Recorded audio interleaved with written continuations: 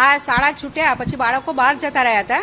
અને સામેની ગલીમાં બાળકે બીજા બાળકને માર્યું અને થોડી વાર પછી એ બાળક એનું પેટ દબાવીને આવીને પાછળ ઓફિસની પાછળ બેસી ગયો. જે અમારા કોઈક ભાઈ આવીને અહીંયા સ્ટાફને કહ્યું કે ભાઈ તમારા કોઈક બાળકને ચપ્પુ માર્યું છે અને તરત જ અમારા જે સ્ટાફ હતો એમણે એમ્બ્યુલન્સને ફોન કર્યો, પણ એમ્બ્યુલન્સ એ સમયે આવી ના રહી અને અમે તરત જ રાહ જોયા વગર અમારા સ્ટાફે તરત જ રિક્ષામાં બેસાડીને તરત જ હોસ્પિટલ લઈ ગયા.